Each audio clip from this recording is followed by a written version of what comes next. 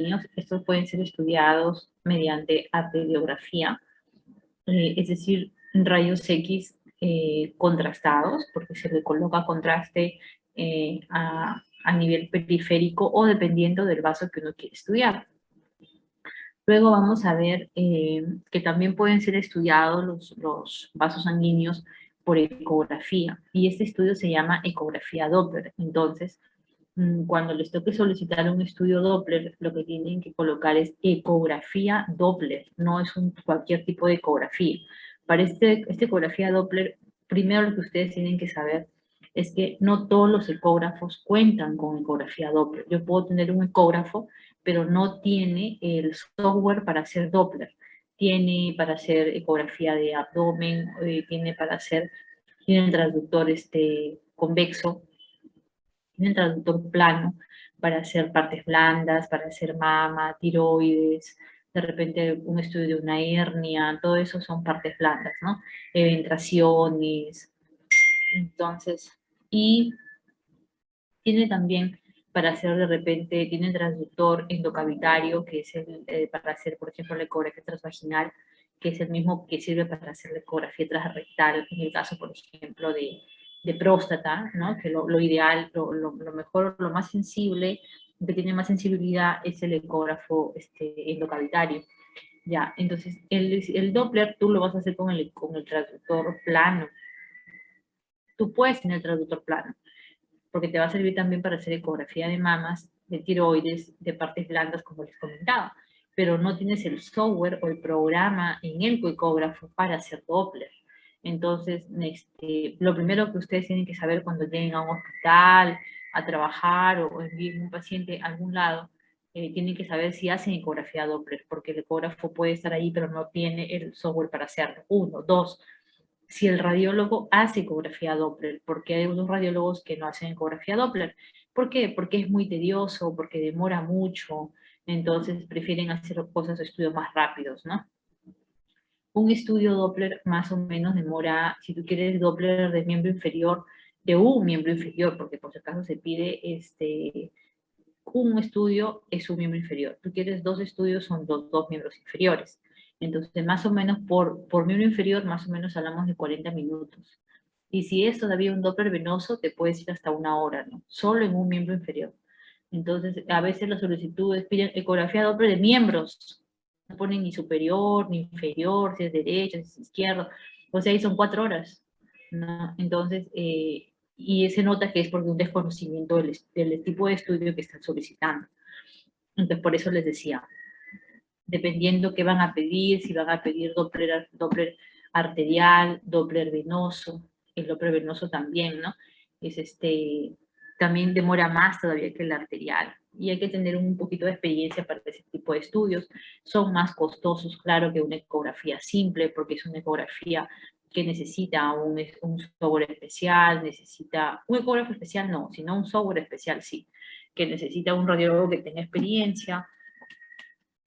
Y lo más importante es que también depende mucho del tipo de paciente que tengas. Si tienes un paciente obeso que tiene edema de miembros inferiores, ese Doppler no va a ayudar mucho porque el ultrasonido no va a ser tan profundo como para poder evaluar bien las estructuras vasculares que tú deseas conocer, ¿no? Entonces, también depende el estudio Doppler, depende del operador, depende del paciente, depende del equipo, si el equipo no es un buen equipo, no tienes muy antiguo, no hay una buena resolución, también depende del equipo porque te puede llevar de repente a errores diagnósticos, ¿no?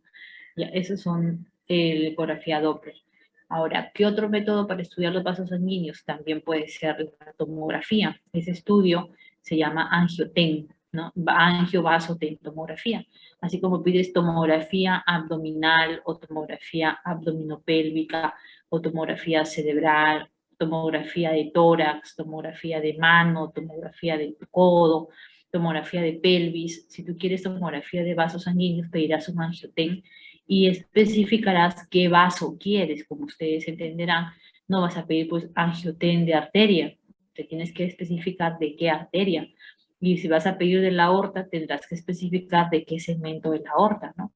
De repente la sintomatología te lleva a pensar en un aneurisma de callado aórtico o de aorta abdominal, entonces pedirás un angioten, o de repente quieres de ambas, entonces se hace de toda la aorta, ¿no? Un angioten de aorta torácica abdominal, ¿no? Entonces se hace de toda la aorta. O de repente un angioten de, arterial, porque también hay angioten venoso, angioten arterial de miembro inferior derecho, a descartar aneurisma de arteria poplitea, por ejemplo. Entonces, ya tú vas limitando el estudio para que el tecnólogo sepa lo que va a realizar, ¿no? Y obviamente el radiólogo también, para lo que va a leer, lo que va a interpretar. Entonces también puedes solicitar angioten, pero con nombre y apellido. Angioten de arteria femoral en miembro inferior izquierdo, ¿no? O angioten de todo el miembro inferior izquierdo. Entonces ahí sale todo, la femoral, la tibial, la peronea, la poplitea, la planta, hasta la plantar, ¿no? Entonces salen todas las arterias. Pero tienes que decidir pues de qué segmento, ¿no? Luego también tenemos la resonancia y ese estudio también se llama angioresonancia. Entonces, aquí en angioresonancia vamos a utilizar también el contraste que es el gadolíneo, pero tiene algunas secuencias que también nos permiten, para complementarse con las frecuencias contrastadas, algunas imágenes sin contraste, que también, sobre todo para ver estructuras bien pequeñitas, ¿no? Nos sirven para ver estructuras, pasitos bien delgaditos o pequeños, entonces también sirve, ¿no? La angioresonancia. La diferencia son los costos, como ya les digo, ¿no? Resonancia es un estudio bastante costoso y la diferencia es más o menos importante entre una tomografía y una resonancia en cuanto a costos. Después, para evaluar vasos sanguíneos con un angioten, no hay ningún problema, es suficiente, ¿no? Después tienes las arteriografías, que son las iniciales, pero esos estudios sí son realizados por radiólogos especialistas, que son radiólogos intervencionistas, que hacen 2 años después de su especialidad, después de ser radiólogos generales, por decir así, pues a veces entran también en ese campo los cardiólogos para hacer cateterismo y poder, obviamente a ellos les interesa pues las coronarias, ¿no? Algunas arterias importantes, las más grandes a nivel del tórax, porque ellos son cardiovasculares. Puede ser también de repente para miembros inferiores por el caso de pie diabético, para ver si hay continuidad a nivel de las arterias, si hay alguna obstrucción. Entonces, los radiólogos ahí son los intervencionistas y los cardiólogos. Entonces, ahora en esta clase, como es una clase práctica, lo que deberían ver ustedes pues, son imágenes de ya sea de arteriografías o de resonancias o de tomografías o de ecografías Doppler, ¿no? De patologías. Obviamente, ese tipo de estudios lo piden los especialistas, lo piden los neurocirujanos, cirugía de tórax y cardiovascular, más que nada ellos, ¿no? Porque ellos lo que quieren es definir si van a entrar a la sala o no. Pocas veces son tratados por clínicos, ¿no? Porque ya que ¿qué vamos a evaluar acá? Vamos a evaluar estenosis, insuficiencia venosa, estenosis arterial o estenosis venosa. Vamos a evaluar aneurismas también. Entonces, básicamente, según el estudio, que tú te vas guiando por las especialidades que lo van a solicitar. Y quienes lo solicitan, pues como les digo, son cirujanos, ¿no? Cirujanos de cabeza y cuello, pueden ser neurocirujanos, pues si es un tumor en cara, puede ser un cirujano de cabeza y cuello. Si es un tumor cerebral, pues podría ser un neurocirujano. Si es de repente un urólogo, puede solicitar una angioten de arteria renal, porque de repente va a ser una intervención quirúrgica y quiere la planificación de la intervención quirúrgica y para eso necesita las imágenes, para ver qué compromiso hay de arteria renal, ¿no? De los vasos más importantes. Entonces, por ejemplo, mira, en este caso, nosotros vamos a ver, les he traído como casitos clínicos, ¿no? Es una mujer de 45 años con hemorragia subaracnoidea. Entonces, esta paciente de hecho llegaría pues con pérdida de conciencia, de repente convulsionando, podría ser que fue de forma brusca. Entonces, llega y le diagnostica un aneurisma de la arteria comunicante anterior, la cual obviamente se había roto para poder llegar a una hemorragia subaracnoidea. Pero acá tenemos en la imagen A, dice que se había tratado con espirales vía endovascular. O sea, ya le habían hecho el procedimiento, ya habían entrado mediante un catéter. Lo más frecuente es que entren por la femoral. Entonces entran por por la femoral y de hecho hay unos materiales para poder cerrar los aneurismas. Unos son los espirales, que son pequeñitos, otros son como unas burbujas también, son otro tipo de materiales, unas burbujitas chiquitas, unas esferas pequeñitas, ¿no? Que también se meten al aneurisma, se introducen al aneurisma para poder cerrar ese saco, ¿no? Esa dilatación. Entonces, en este caso, habían cerrado el aneurisma con espirales vía endovascular, o sea, con el mismo, con la técnica de Sendinger que ya se les explicó en la clase teórica, ¿no? A los 2 meses, dice, sufrió un nuevo episodio de hemorragia subaracnoidea con cambios morfológicos, dice, en los espirales, ¿no? Entonces, acá vamos a ver que hay ciertos cambios a nivel de los espirales. Acá hay unos que todavía se ven, en realidad no debería verse nada del aneurisma. Luego vemos una angiografía, esa es una angiografía con sustracción digital 3D, es decir, sacan de la radiografía en blanco y negro todas las imágenes, eliminan todas las imágenes que no están con contraste, quedan solamente los vasos contrastados, y esto lo colocan mediante un software también, se cambia a imágenes en 3D.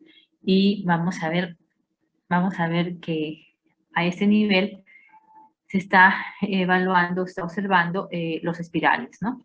Los cuales obviamente no están cerrando todo el aneurisma porque se ve una dilatación.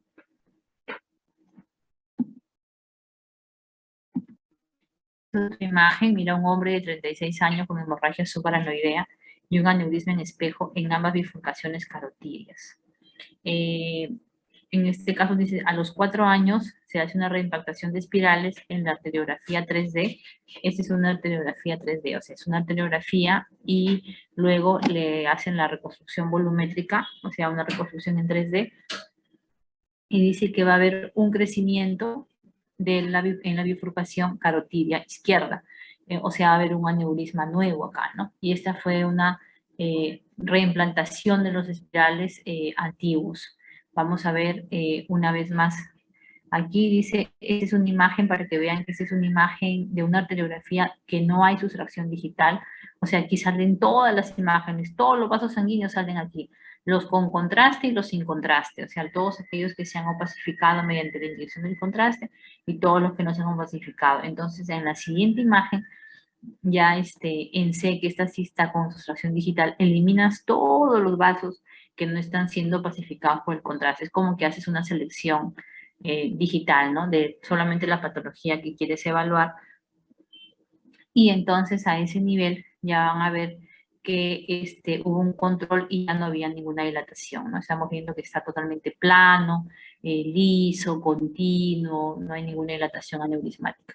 Pero nosotros estamos viendo también las imágenes, ¿no? Esta es una reconstrucción en 3D, esto es una angiografía no sustraída, o sea, no hay sustracción digital, y aquí ya hay una arteriografía con sustracción digital, ¿no? Sacando todo lo que, eliminando todas las imágenes de todos los vasos que no necesitamos para poder ver bien la patología. Luego tenemos aquí una mujer de 60 años ingresada por hemorragia subaracnoidea. Vamos a ver una arteriografía con sustracción digital, es decir, ya eliminamos todos los vasos sanguíneos que no han sido pacificados con contraste, que demuestra un aneurisma, ¿no? En la arteria cerebral media derecha de aproximadamente 14 por 6 por 6 milímetros, es decir, su diámetro longitudinal, transversal y el antero posterior.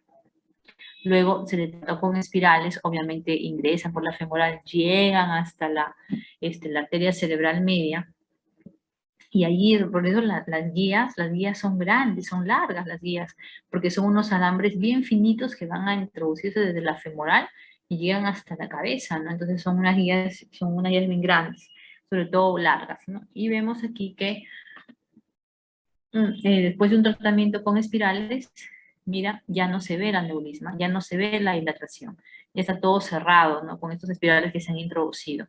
y posteriormente se le hace una resonancia magnética o una angioresonancia, como dice aquí, con contraste. Recuerden que las angioresonancias son con contraste para poder evaluar vasos sanguíneos.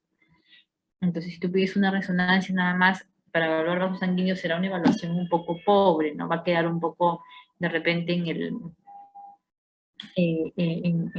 pendiente algunas, evaluar algunas estructuras más, con mayor detalle.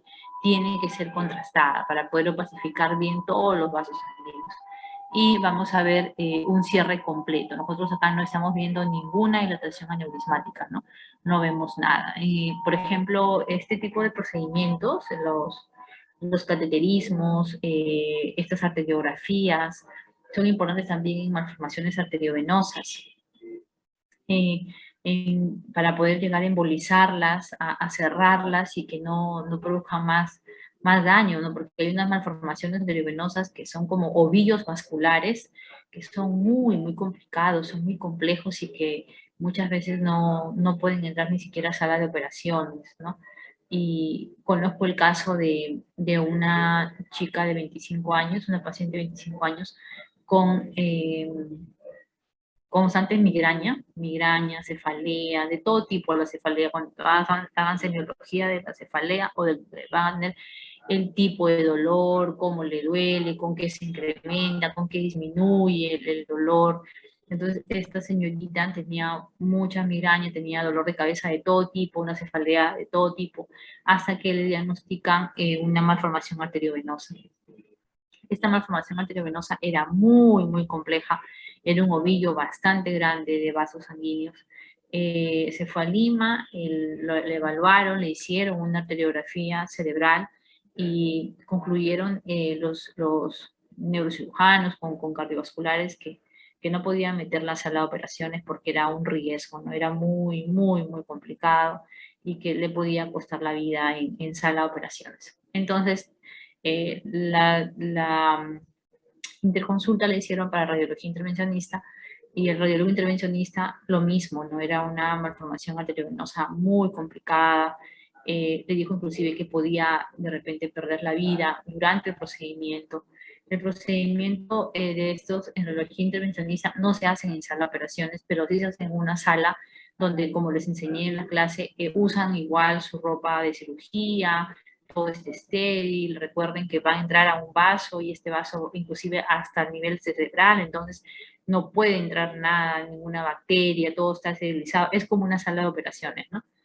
Pero en radiología intervencionista.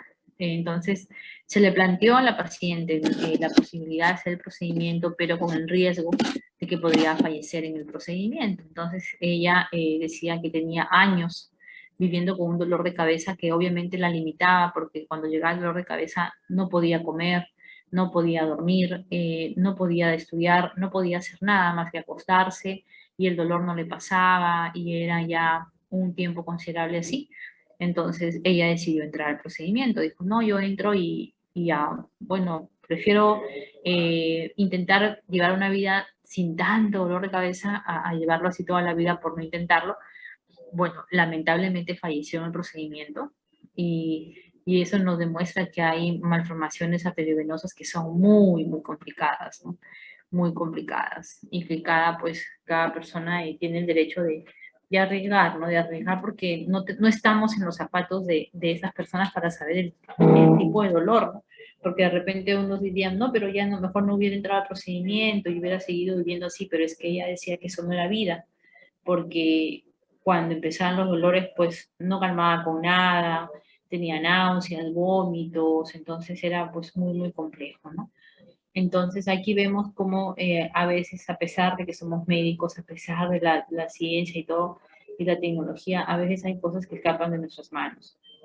Aquí se optó por ir a radiología intervencionista porque los neurocirujanos y cirujanos cardiovasculares dijeron no, a sala no la podemos empezar y se dio una opción, pero lamentablemente no sucedió, ¿no? Aquí tenemos una mujer de 52 años con aneurisma incidental, es decir, esta paciente tenía un meningioma. Un meningioma es un tumor de las meninges, el cual puede ser benigno o maligno.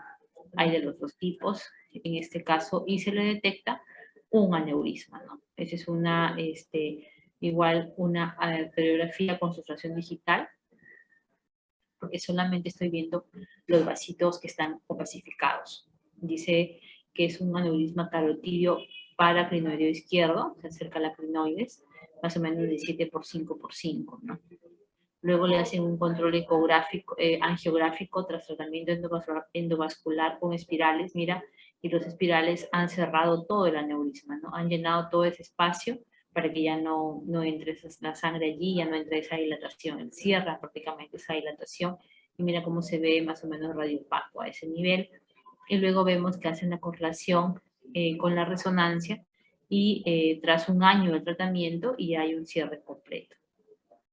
Entonces, esos pacientes también tienen que seguir unos controles porque también conozco el caso de una señora que tuvo un aneurisma, ella fue operada, fue bien, pero al cabo de 10 años eh, estaba ella manejando su auto y tuvo una hemorragia subaracnoidea importante, ¿no?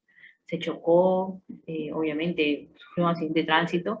Pensaron que por el accidente de tránsito era su trastorno de conciencia, pero no era así, era que el trastorno de conciencia había sido primero que el accidente.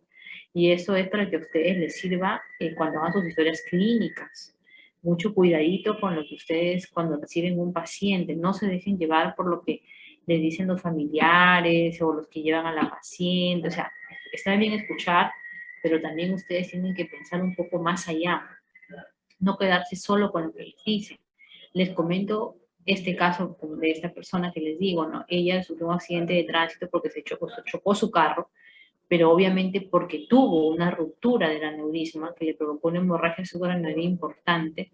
Entonces ella, obviamente, imagínate, ante ese evento tan agudo y tan abrupto, ella se choca, la bajan del auto, la llevan al hospital y piensan, ah, se ha accidentado, entonces está con un TEC, ¿no? Un traumatismo encefalocraniano, le hacen la tomografía, tiene hemorragia subaracnoidea, y la familia, los familiares no sabían que ella estaba accidentada hasta que obviamente llegan los familiares y le dicen, comentan, los antecedentes siempre son importantes, comentan los antecedentes familiares, antecedentes patológicos personales, y sale este tema, ¿no? Entonces deciden hacer esta arteriografía y se dan cuenta que efectivamente que el aneurisma se había roto, ¿no? Perdón, le hacen un angioten y ven que el aneurisma se había roto. Entonces siempre es pensar un poquito más allá, ¿no? Otro caso, aprovecho porque después me olvido de contar los casitos que a ustedes les va a servir. Yo estaba haciendo mi internado y llega una paciente de 60 años con trastorno del sensorio. Entonces, como llega con trastorno del sensorio, va hacia medicina, ¿no? Va a medicina, pero las personas que la encuentran en la calle dicen, no, que la señora se ha caído, entonces por eso te hemos traído, pero el señor estaba con trastorno sensorio. Entonces, como se había caído, se va a cirugía, no, porque se ha caído, y la llevan a neurocirugía y dicen, no, es un traumatismo, que le piden una tomografía. Los familiares no tenían para hacer una tomografía, tuvieron que juntar para la tomografía, pedir ayuda, le hacen la tomografía y sale normal. Pasa un día y la señora fallece. Y luego al día siguiente llega el tecnólogo de laboratorio trayendo los análisis y trae el análisis de esa señora. Y me acuerdo porque yo le dije, esa señora falleció ayer. Ah, tenía 20 de glucosa. O sea, la señora había sufrido una hipoglicemia, por lo tanto se había caído, obviamente, porque tuvo una baja de azúcar, se había caído y por eso la gente que estaba por allí la llevó al hospital y dijo, sí, la señora se ha caído. Entonces se hace una mala orientación de la historia clínica, dice, ah, se ha caído, ya, tequeada, traumatismo encefalocraniano, vayan a que le saquen su tomografía. La pobre familia no tenía dinero, yo me acuerdo que sí, pasaban pidiendo a todos los internos, ahí nos pedían también colaboración, nosotros colaboramos en todo lo que podíamos para que le hagan tomografía a la señora y salió normal, ¿no? Entonces, y obviamente cuando llega un paciente de emergencia, siempre se le piden sus análisis de rutina. Y a esta paciente se le había pedido hemograma, glucosa, urea, creatinina y examen de orina.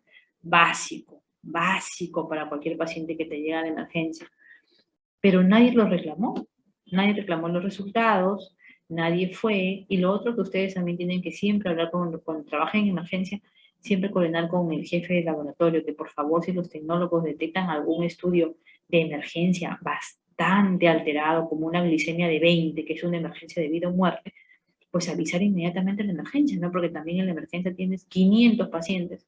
Entonces, pero uno tiene que priorizar, ¿no? Tienes que priorizar tus pacientes, quiénes son los más importantes, quiénes pueden esperarte un poco más, quiénes están en duda que no sabes que tienen.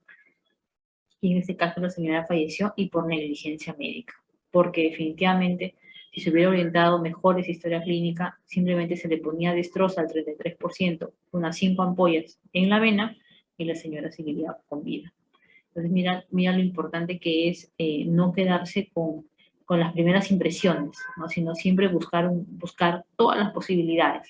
Lo más cómodo y lo más negligente es quedarte con lo que te dicen, pero siempre pensando más allá, ¿no? Seguimos. Aquí tenemos una mujer de 59 años que ingresa por hematoma temporal y derecho y hemorragia subaranoidea.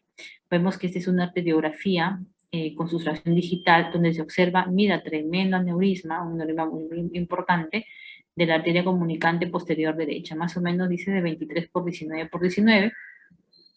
Luego se hace un control donde se observa que la han tratado con espirales, pero acá hay un poquitito que ya todavía, mira, de la zona que está todavía libre. Luego se hace una reconstrucción volumétrica de la superficie. Esa es una angioresonancia magnética con contraste que demuestra compactación de los espirales con mayor volumen de aneurisma residual. O sea, sigue habiendo todavía un poco de aneurisma, ¿no? Y luego se hace correlación con la arteriografía de control y se ve que sí, que todavía hay una dilatación aneurismática, o sea, no ha habido un cierre completo del aneurisma. Entonces vemos que nosotros podemos hacer un seguimiento a los pacientes mediante resonancia, mediante angioten, mediante arteriografía, dependiendo del caso de cada paciente, ¿no? Cada paciente es un caso distinto. De repente, si te toca una paciente que es alérgica al contraste yodado, no le vas a hacer una angiografía, una radiografía, imposible. La matas si le haces una radiografía porque eso es contraste yodado. Y no hay otro tipo de contraste con el que se puede usar para las arteriografías. Tendría que ir angioten tampoco, porque también usas el mismo tipo de contraste yodado.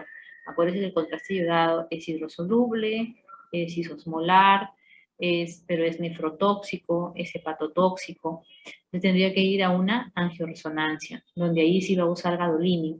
Y el gadolinio es menos nefrotóxico que el contraste yodado. Entonces, son las opciones que se tienen, ¿no? Aquí, mira, este es un estudio de tomografía.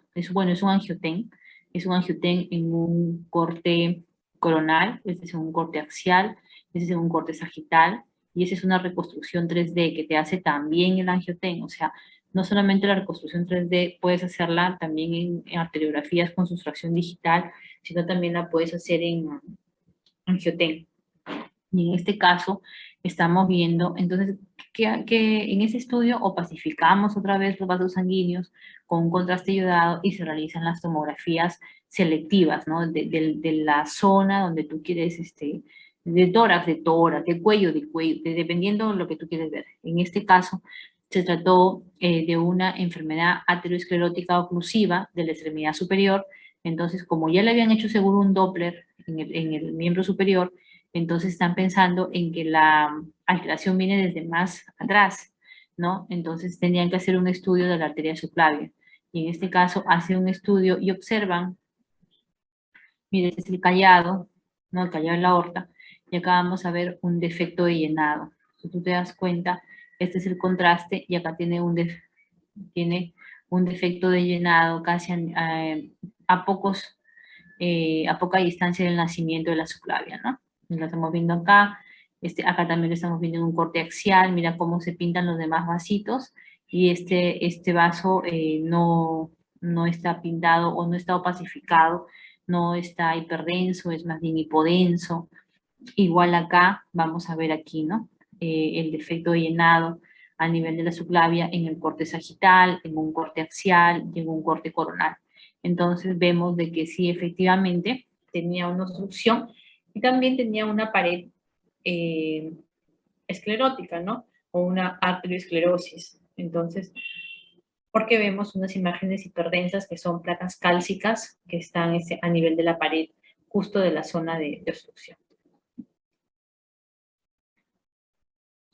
Esta es una tomografía también, que tiene también su reconstrucción en 3D, mira acá al costadito. También se pueden usar colores, los tecnólogos cuando hacen los estudios hacen su reconstrucción 3D y pueden ir limpiando o eliminando las imágenes que no van a poder dejar ver bien la patología, ¿no? Entonces, eso es pues, gracias a la tecnología que se usa pues, en tomografía. Acá tenemos la patología aterosclerótica oclusiva también que afecta arterias con mayor trayecto, como la arteria subclavia derecha aberrante, ¿no? Entonces, mira, esta es la arteria subclavia derecha aberrante, es una variante anatómica, y vamos a ver que todo este segmento tiene defecto de llenado, es decir, no hay una opacificación con el contraste, ¿no? Entonces vamos a ver que en este caso, en la reconstrucción 3D, nosotros la podríamos ver porque es esta, pero la clavícula se está superponiendo, ¿no? En la reconstrucción 3D. Entonces ahí se va haciendo los cambios, se va eliminando y se va viendo todo lo que el vaso que se necesita estudiar. En la reconstrucción 3D solamente se pacifican los vasos o se dibujan los vasos que están con contraste. Los vasos que están sin contraste no se pacifican, ¿no? Es como la arteriografía con situación digital, donde tú eliminas todas las zonas que están sin contraste. Algo parecido acá en la tomografía, solamente los pasos que están con contraste son los que se van a reconstruir. Este es, por ejemplo, una tomografía, un angioten de tórax en un corte coronal. Acá vamos a ver la reconstrucción en 3D. ¿Y qué es lo que nos está mostrando? En este caso nos está mostrando una compresión de la arteria subclavia derecha entre la articulación de la primera costilla con la clavícula. Entonces, ¿qué pasa? Que tanto en nuestra construcción entonces se ve la clavícula, se ve la primera costilla que se va a unir con la primera dorsal y va a comprimir esta arteria, ¿no? Al comprimirla, obviamente va a haber una zona de estenosis, porque la va a presionar, y luego, como es de esperarse, habrá una zona o un área postestenótica que será una dilatación, ¿no? Entonces, aquí, por ejemplo, eliminamos esta estructura ósea, que es la clavícula, la sacamos de la imagen y nos quedamos con esta imagen del vaso.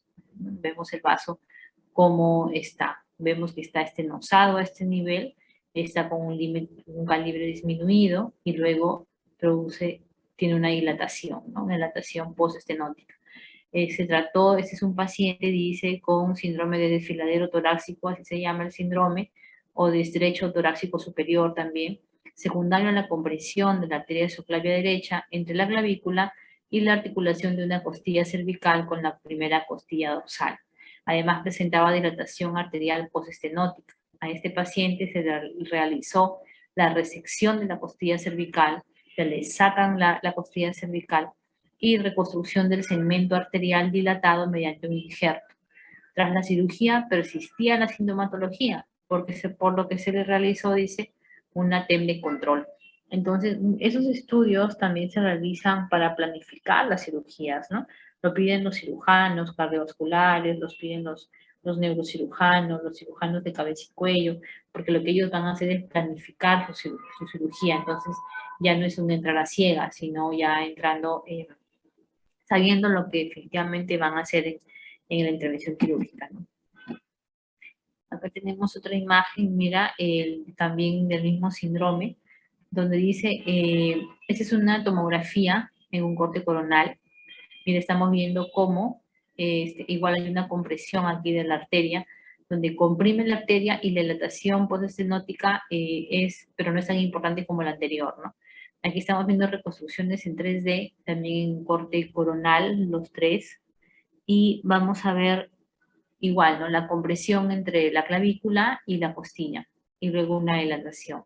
Entonces dice, tomografía de control realizada en una paciente sometida a resección de costilla cervical y reconstrucción de arteria subclavia mediante injerto, se detectó un fragmento de costilla cervical no resecado, que seguía provocando compresión de la arteria en el espacio costoclavicular, por lo que se reintervino a la paciente. Claro, han visto, mira, aquí ya se supone que está operada, ya le han sacado la costilla, pero igual, ¿no? Sigue habiendo una zona estenótica. Entonces se dan cuenta de que había quedado por allí un poquito más de estructura ósea que está comprimiendo la arteria. Entonces, qué importante que es ese tipo de estudios, ¿no? El angioten, como ustedes ven, no solamente, la ventaja del angioten es que no solamente vas a ver vasos, sino que también vas a ver estructuras óseas que pueden tener implicancia en las enfermedades de los vasos. En cambio, en la arteriografía, como ya hemos visto, sea con sustracción digital o no, solamente ves vasos sanguíneos, no vas a ver hueso, no solamente lo que vas a ver es el vaso sanguíneo. En cambio, aquí en angioten te da un poco la oportunidad de poder ver vasos sanguíneos, por eso, dependiendo de la patología, pues, ¿no? Dependiendo de la patología, es que tú vas a pedir qué estudio vas a solicitar para poder evaluar ese vaso. En la ecografía Doppler igual es limitado, no puedes ver hueso, pero no es tan, la imagen no es tan clara como en un angioten.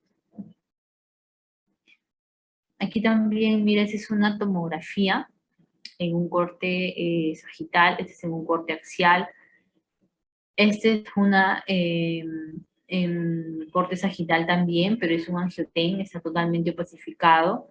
Mira, es casi de la densidad del hueso, ¿no? Y el músculo sale bastante hipodenso, se ve bastante hipodenso.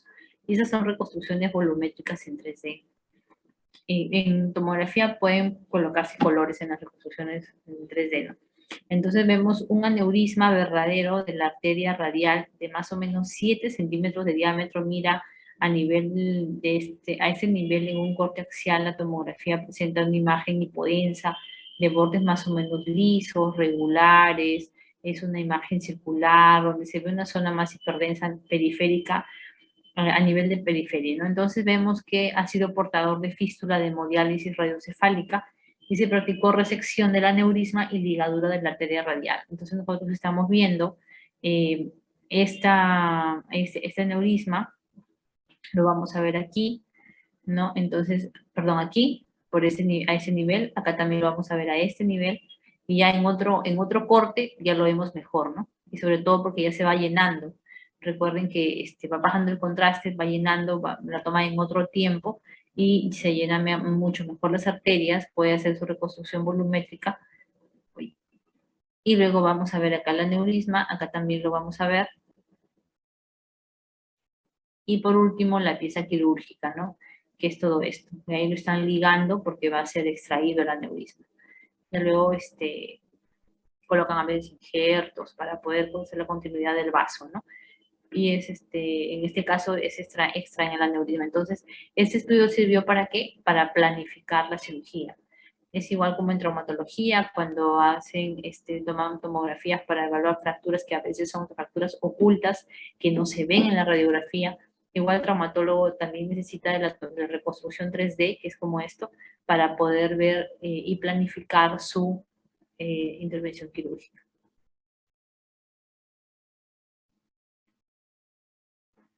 Aquí, por ejemplo, mira, vamos a ver, este es un estudio es un angioten, ¿no? Es un angioten en corte coronal, dando los dos, y esta es una reconstrucción 3D. Aquí sí ha salido pues todo el brazo, ¿no? El brazo, la mano, no han eliminado eh, las imágenes que no son necesarias, ¿no? Entonces, hay una obstrucción trombótica de la vena subclavia izquierda, mira la vena subclavia, está llegando y a este nivel tiene casi cerca a su origen, tiene un defecto de llenado, es decir, esta parte no se opacifica, ¿no?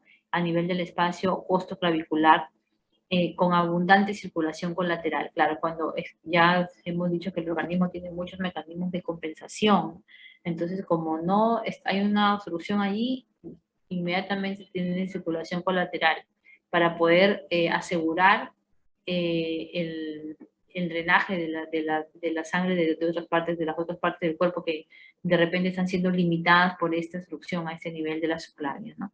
Dice, con abundante circulación colateral en paciente con fallo de fístula de hemodiálisis. Sí, pues estas fístulas, cuando el paciente se hemodializa, siempre hay que estar en controles, a veces se les pide fistulografías para ver cómo está, para ver si no hay algún aneurisma, no hay alguna, acuérdense que en esa fístula unen una arteria con una vena, ¿no?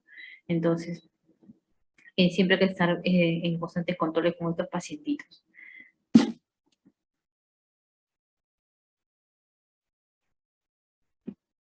Ya, aquí, por ejemplo, isquemia aguda. Vamos a ver, estas sí son imágenes de tomografía en 3D, son reconstrucciones volumétricas, pero obviamente para llegar a hacer estas reconstrucciones volumétricas, ellos han pasado por una tomografía, ¿no? En la tomografía la adquisición de imágenes es en cortes axiales. Los cortes axiales son, a ver, los cortes axiales son estos. Esos son los cortes axiales, así se adquieren las imágenes de tomografía.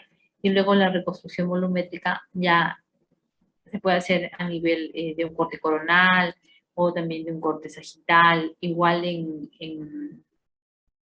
ese tipo de planos, en cortes, ¿no? En corte sagital también, puede salir también en blanco y negro, pero la adquisición de imágenes solamente es en cortes axiales, nada más.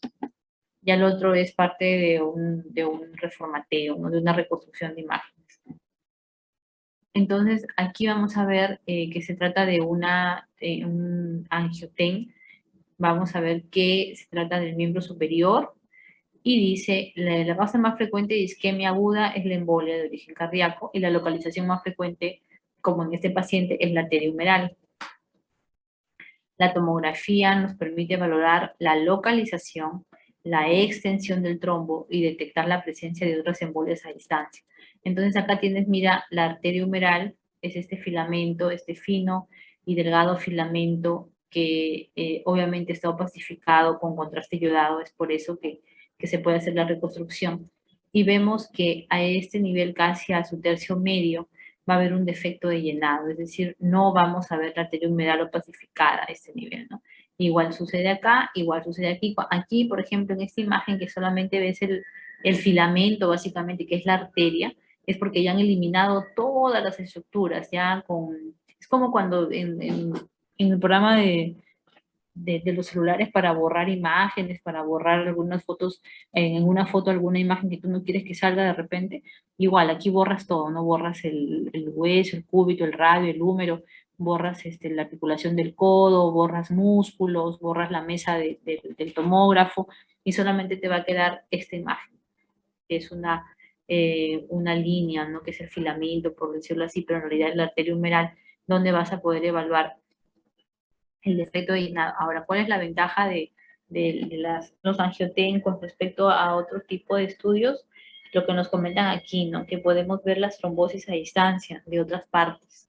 Podemos ver las trombosis, porque como el estudio es un poco amplio, abarca todo el miembro superior, entonces nosotros podemos encontrar otros defectos de llenado que puedan ser embolias, de repente, o causas de isquemia, en todo el trayecto del miembro superior, ¿no? A distancia, básicamente.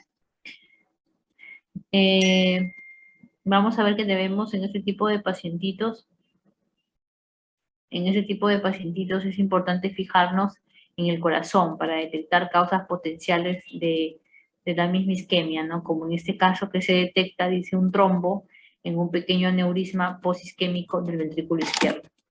Y aquí lo que vamos a ver es esta imagen. Es una imagen hipodensa, mira, todo el ventrículo izquierdo está opacificado, está hiperdenso porque tiene contraste iodado. Esta es una tomografía de tórax de corte axial, en ventana mediastínica, donde voy a ver solamente corazón y grandes vasos. Y veo una imagen hipodensa con un defecto de llenado del ventrículo izquierdo. Entonces es muy probable que desde acá viene ya el problema, ¿no? Cuando hay una isquemia a nivel de arteria humeral. Entonces, aquí también tener cuidado, ahorita que recuerdo, las limitaciones para los estudios. Recuerden que los pacientes que van a ir a resonancia Son pacientes que no pueden tener marcapasos, no pueden tener prótesis metálicas. Es verdad que ahora ya hay prótesis de otros materiales, igual marcapasos, pero digamos los marcapasos antiguos o las prótesis antiguas, siempre preguntar si sabe el paciente de qué material es. De lo contrario, va a ser atraído por el magneto y en clase les puse una imagen de una silla pegada al magneto. Entonces, es lo que podría pasar si un paciente entra con una sustancia ferromagnética. Entonces, y le puede causar la muerte porque el campo magnético resonador es muy fuerte. Entonces va a jalarlo o va a traerlo con bastante fuerza, que significa violentamente, ¿no? Por lo tanto, eso le puede causar obviamente la muerte al paciente. Entonces, tener mucho cuidado. Inclusive todos los materiales en resonancia dentro del resonador son de madera, ¿no? O de un material que no sea ferromagnético. Que sí hay algunos materiales distintos a la madera que no son atraídos por el resonador. La silla de ruedas, las escalinatas, alguna vez han pasado ya accidentes importantes en resonadores, ¿no? El personal de limpieza tiene que ser capacitado, ¿no? Hubo un caso de un personal de limpieza que entró con su lustradora y obviamente la lustradora y el trabajador fueron jalados hacia el magneto, ¿no? Entonces, capacitar a todo el personal que trabaja en resonancia es un personal que tiene que estar capacitado, no puedes entrar con tu celular, porque si no tu celular también sufre algunos desperfectos. Donde colocamos el suero, también el portazueros también tiene que ser todo de madera o de otro material.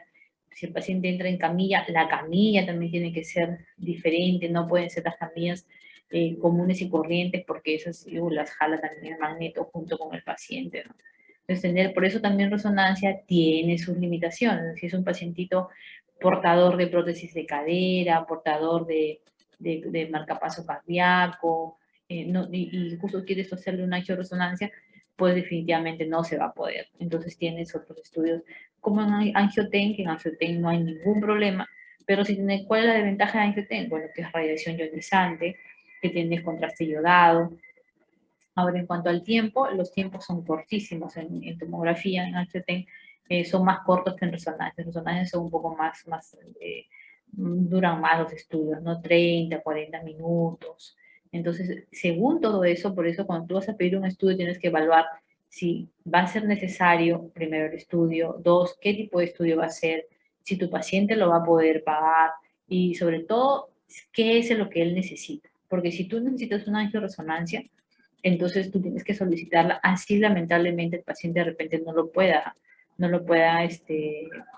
realizar, ¿no? Bueno, tú cumples porque legalmente tú tienes que cumplir, ¿no? Con pedir lo que tú sabes que ese paciente necesita.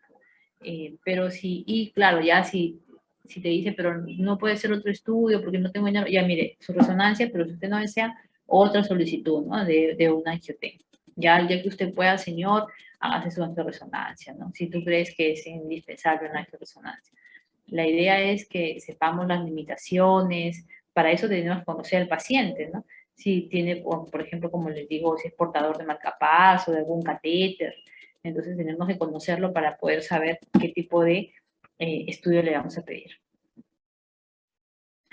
Aquí tenemos un estudio de tomografía, un angioten, este es en corte coronal, y vamos a ver una reconstrucción en 3D también. Mira qué bonito. También son necesarios, dice, o útiles para valorar la permeabilidad de los stents, como que está implantado en la arteria subclavia izquierda. Entonces, mira, esta arteria ya ha sido tratada, ya le han colocado un stent, de hecho ha sido un tratamiento seguro endovascular, ¿no? Han ingresado por femoral, arteria femoral, le han colocado su stent, o de repente han entrado de frente por su clavia, y hay que hacerle seguimiento a este stent para ver si está permeable, para ver si está obstruido, si está obstruido, qué porcentaje de obstrucción, si hay de repente una estenosis después perdón, hay una dilatación después de la obstrucción del stent, ¿no? Para ver todo eso. Entonces vemos que tomografía es bastante útil. Es rápido, no es invasivo, no es como la arteriografía. Recuerden que la arteriografía si es invasivo. Aquí en angiotomografía, en angioten, no, simplemente tú aplicas contraste a nivel periférico, o sea, como cuando te van a tomar análisis, así algo parecido, o cuando te van a colocar una vía, cuando te van a poner un suero, solamente allí en la vena periférica te colocan el contraste y eso es todo, ¿no? Pero si fue una arteriografía, ahí sí tienen que entrar con la técnica de Seldinger, que ya se les había explicado, mediante una aguja, luego una guía, luego un catéter, y allí sí tienen que entrar al vaso que necesitan estudiar, ¿no? A ver si escucha a alguien por ahí con su micrófono. Ya. Mira, en este caso es un angiotén. Este es un corte axial, es un corte coronal. Este también es un corte axial. Entonces, y vemos una reconstrucción en 3D.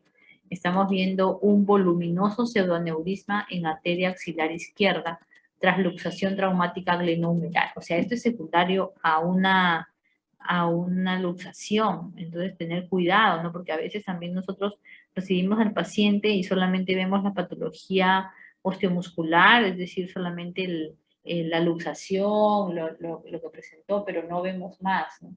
Entonces tenemos siempre que pensar en otras posibles causas, si el dolor ya pasó, si la luxación glenohumeral ya se solucionó, le colocaron mediante una maniobra el húmero en la cavidad glenoidea, ya no hay ningún problema, no hay luxación, pero si el paciente sigue con dolor y tiene otros síntomas, entonces pensar siempre en estudios de tomografía, ¿no? Porque la luxación, de hecho, la has visto por radiografía y nada más, y eso es suficiente. Pero si ya se solucionó la luxación glenohumeral y el paciente continúa con dolor y todo, entonces ya puedes ir a una tomografía. Y muy probable que en la tomografía no te des cuenta, no pensaste que fuera un aneurisma, entonces se ven las primeras imágenes y luego se puede decidir hacer un angiotén. Entonces aquí en el angiotén, mira, esto que estamos viendo es un voluminoso pseudoaneurisma, ¿no? Estamos viendo, esto es la dimensión, más o menos de 102 por 100 milímetros, de casi 10 centímetros, y ya tiene una zona más hiperdensa en su interior, ¿no? O sea, el sangrado. Pues acá también, mira, estamos viéndolo en este corte, estamos viendo en el corte axial, cómo levanta la parte muscular, y aquí en la reconstrucción en 3D, que no se ha eliminado otras estructuras que no aportan más, pero se ve pues las estructuras óseas, que de repente podemos eliminar las estructuras óseas, sí, en tomografía sí se pueden eliminar otras estructuras que no nos sirven para el estudio en la reconstrucción volumétrica, sí se pueden eliminar y te quedas solamente con las estructuras vasculares. Pero en este caso, bueno, están allí y se ve pues obviamente un aneurisma bastante voluminoso. También tenemos lamentablemente lesiones iatrogénicas, ¿no? Yo les decía, en pandemia, las imágenes de las tomografías de tórax con pacientes COVID eran no solamente las neumonías, no solamente las opacidades en vidrio de lustrado, o las condensaciones, o las opacidades de tipo alveolar, sino también veíamos neumotórax, veíamos neumomediastino, que no son propias de COVID, ¿no? Si ustedes revisan las escalas que se usan para poder describir COVID, así como van a ver más adelante en DPI-1, DPI-2, el BIRATS para estudiar la mama o el TIRATS para estudiar tiroides. Vamos a ver entonces que efectivamente el CORRATS, que es para leer las tomografías de pacientes COVID, no habla pues de neumomediastino ni de neumotórax, son patologías o complicaciones posteriores a los procedimientos en pacientes COVID. Por ejemplo, las toracocentesis, por ejemplo, colocar el tubo endotraqueal u orotraqueal, las intubaciones que han realizado, ¿no? Hay complicaciones esperables, ¿no? Esperables, que son pues el neumotórax, el neumomediastino, el enfisema subcutáneo, que ha sido frecuente en los pacientitos, ¿no? Tipo COVID. Entonces vamos a ver que hay lesiones iatrogénicas, dice en este caso un pseudoneurisma de la arteria humeral tras intento de canalizar una vía venosa. Claro, esto es cuando no hay una experiencia en canalización de vías, no hay que tener siempre cuidado y ser humildes cuando no sabemos, cuando no tenemos la experiencia suficiente.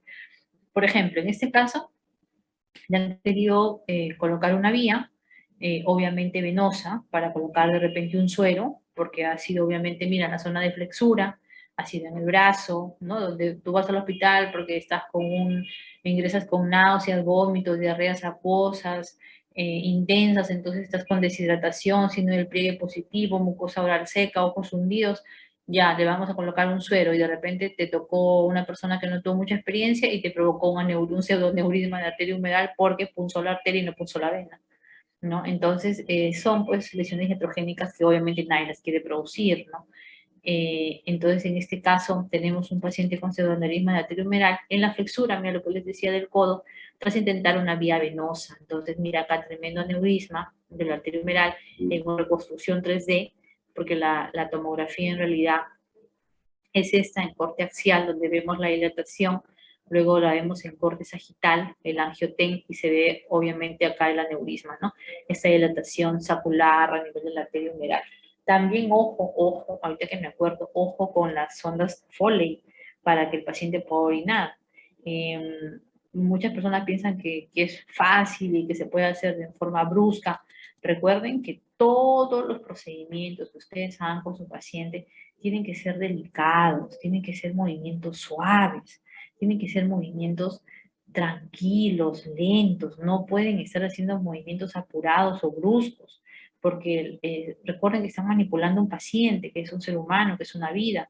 Entonces, a veces las ondas Foley piensan que es fácil colocar y muchas veces lo colocan de una forma violenta o brusca o no es la adecuada y de repente no sale orina y vuelven a intentar y vuelven a intentar y pueden producir un trauma uretral, ¿no? Pueden producir una falsa luz de la uretra. Entonces, tener cuidado, siempre con sumo cuidado. Si es la primera vez que vas a colocar, doctor, mire, sabe que nunca he colocado, va a ser la primera vez, pero ¿me podría supervisar? O sea, no hágalo usted, no, me podría supervisar, o sea, apóyeme supervisándome, por favor, ¿no? Para ver que si lo he hecho bien. Entonces, esa es la manera, ¿no? De no experimentar con el paciente por primera vez sin supervisión. Claro, el paciente no se va a enterar que es la primera vez que ustedes colocan la sonda, ni le van a decir, ¿no? Pero tampoco lo van a hacer solos, siempre bajo supervisión. Entonces, en este caso, mira, llegaron con su cuadro, llegó el paciente con su cuadro de diarrea y salió con un pseudoneurisma, ¿no?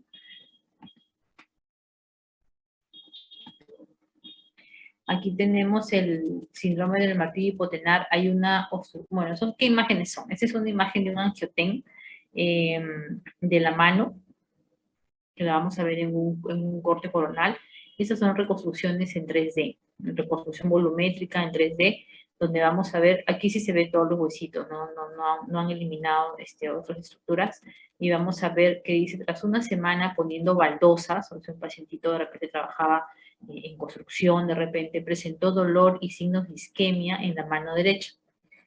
Entonces, en la tomografía se detectó una oclusión de la arteria cubital junto al hueso ganchoso. Entonces vamos a ver la arteria cubital y por aquí va a estar el hueso anchoso. Entonces vamos a ver que a este nivel se va a presentar la oclusión de la arteria. Y cuando ya la vemos, esa es en una reconstrucción 3D, pero cuando ya nosotros estamos viendo la reconstrucción, perdón, el angioten en un corte coronal y se van a pacificar todos los vasitos, mira cómo se pacifican los vasitos, vamos a ver que por acá hay un defecto de llenado, ¿no? Hay un defecto de llenado de la arteria y obviamente el hueso ganchoso está aquí, solamente que lo han eliminado para poder ver bien el recorrido de la arteria. Y se trató de una oclusión de esta arteria, ¿no? Entonces, estos estudios nos van a servir y les sirven bastante a los especialistas. Hay muchos estudios de radiología que son básicamente, claro, para estudiar al paciente, pero es de un apoyo de especialista a especialista, ¿no? Porque quieren planificar, inclusive llega el cirujano a donde está el radiólogo en el servicio de rayos X, de tomografía, ¿no? Y te piden a veces para ver juntos las imágenes. Y como no, ¿no? Con mucho gusto se comienzan a evaluar imágenes, a revisar para que ellos planifiquen bien su cirugía y tengan éxito pues en ellas, ¿no? Y obviamente el que va a salir ganando va a ser el paciente. Entonces, es por eso la importancia de hacer un buen estudio, la importancia de que el tecnólogo también esté capacitado, de conocer el tomógrafo, de conocer el resonador, de conocer el ecógrafo, ¿no? No es un estudio así a la ligera porque de eso dependen muchas cosas, ¿no? Cuando haces tus estudios. Mira aquí, por ejemplo, ese es un estudio de tomografía, es un angioten, donde vamos a ver de tórax, ambas las imágenes superiores son en cortes coronales, este es en un corte axial y este es un corte sagital, donde lo que vamos a ver es mediastino, porque estamos en ventana mediastinal. La ventana mediastinal en la tomografía de tórax lo que me permite ver es corazón y grandes vasos. La ventana parenquimal me va a permitir ver pulmones. Entonces, en la ventana mediastinal lo que yo voy a ver es, mira, esta imagen hipodensa de bordes más o menos limitados, pero está en mediastino anterior y superior, ¿no?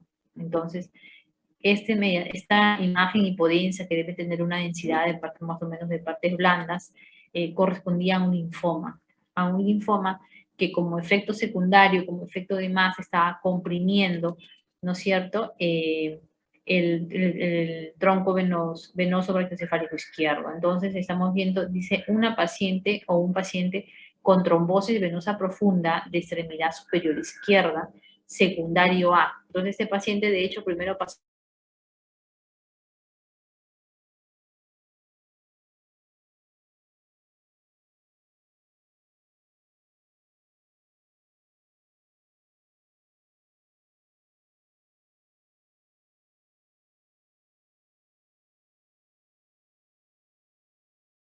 de vaso. Entonces ahí es donde tú amplías tu estudio. No te quedas en que hay trombosis venosa superior y ahí se queda. No, hay que buscar por qué es la trombosis. Es secundario a algo que está pasando más atrás. Entonces es ahí donde entra, por ejemplo, tomografía, angioten, y descubren, mira, una tremenda, importante lesión neoplásica, ¿no? Un linfoma que está comprimiendo el tronco venoso brachiocefálico izquierdo. Entonces aquí también se ve, ¿no? Cómo lo comprime, lo engloba prácticamente. Acá también, ¿no? Entonces qué importante que es ir siempre más allá, no quedarse solamente con los resultados de lo que uno ve, sino pensar que esto está produciendo secundario a algo. Tenemos que estudiar y para eso ya no voy a ya no puedo usar ecografía Doppler, porque ¿cómo le hago la ecografía yo al tronco brachiocefálico izquierdo? Imposible. Entonces ahí ¿qué entra? Entra angioten. Puede entrar también angioresonancia, pero obviamente de repente por accesibilidad mejores, entonces angioten. En ese otro caso, mire, es una angioten de tórax en corte coronal, eso es una tomografía. Mira qué bonito se ven los vasos todos opacificados, el corazoncito, cómo se ve también que está opacificándose porque llega el contraste, ¿no? Y estamos viendo en este caso un defecto de llenado a nivel de la vena cava superior. Entonces, como tú ves la vena cava superior y tú sabes, llega a la aurícula derecha. Y acá obviamente se ve un defecto de llenado, se ve que no pasa el contraste, o sea, no logra llenar por completo porque sí llega el contraste auricular derecha, pero no la pinta o no se pacifica la vena cava superior en todo su trayecto. Y vemos que también en compensación había este paciente presentado circulación colateral, ¿no? En tórax y abdomen. Acá vemos una reconstrucción en 3D de la paciente, de solamente lo que son vasos sanguíneos, sobre todo venosos, ¿no? que para poder estudiar mejor y se observa la gran cantidad de vasos que presenta esta paciente, ¿no? Tanto de tórax y también de abdomen. Entonces, eso también nos permite la tomografía, como decía, estudiar algunas otras alteraciones a distancia, ¿no? Estudiar estructuras adyacentes, ver el hueso, ver el músculo, lo que yo no voy a poder hacer en arteriografía, donde solamente voy a ver el vaso. En resonancia también puedo ver estructuras agregadas. En ecografía más limitado, ¿no? En ecografía más voy a ver flujos, voy a ver velocidad pico sistólico, velocidad pico diastólica, voy a ver las ondas, si son trifásicas, si son bifásicas, si son monofásicas, para poder ver el tipo también, ver el tipo de, si es una placa termatosa, el tipo de placa, si es una placa estable, inestable, si está pronta a desprenderse.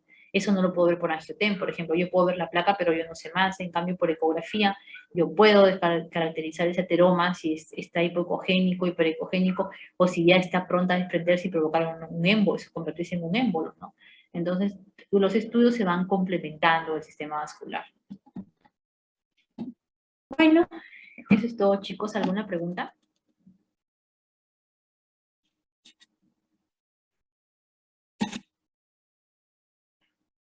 Chicos, ¿están ahí? Sí, doctora. Sí, doctora. Ay, Todo claro.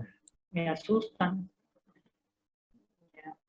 Ahora voy a empezar a preguntar para ver si están ahí. ¿Eh? ¿Alguna pregunta?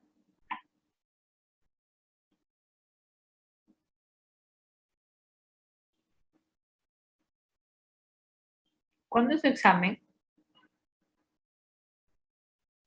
El viernes. Chicos, ¿cuándo es su examen? El viernes, doctora. ¿El viernes? Sí. Ah, ya. Vascular no entra, ¿no?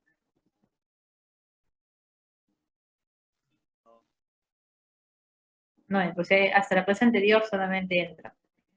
Ya, muy bien. Por razón que me han pedido las preguntas, pero de vascular no. Ya habrán estudiado mis clases. Sí, doctora. Bueno, yo les voy a preguntar de las diapositivas, de lo que les comento en clase, no otra cosa, ¿no? Bueno, por ahí de repente una rebuscadita para que salga el 20, pues, ¿no? Y el que no estudió, no leyó más, se quedó en 19. Pero más nada, igual lean. Bueno, ¿alguna pregunta, chicos? Pero buenas tardes. ¿Podría, por favor, las próximas clases grabarlas? Porque creo que no, bueno, no las he visto subidas en la cámara. Ah, y ustedes no las graban tampoco. Yo creo que las tengo que tener grabadas en mi laptop. Sí las tengo grabadas, porque a mí me sale grabando. A veces se suben a la nube, doctora. Ah, ya. Ya eso es lo que Pero voy a ver tendría entonces. que subir a la plataforma. Ah, ok, a la plataforma. Ya. Por el momento les pasé ya a Johan todo, todas las diapositivas, las clases, todo en PDF. Así que las diapos ya las tienen. Hoy les terminé de pasar. Pero voy a ver lo que me dice su compañero. ¿Alguna otra una pregunta, algo, chicos? Sí me han entendido, ¿no? Sí, doctora. Chicos, ¿me han entendido? Sí, doctora. Ah, ya. Ya, no me asusten, pues. Ya, muy bien. Bueno, entonces ya los dejo para que estudien. Ya nos vemos la siguiente clase. Hasta luego, doctora. Luego, doctora. Hasta luego. Chao, Luego, chicos. doctora. Chao, cuídense.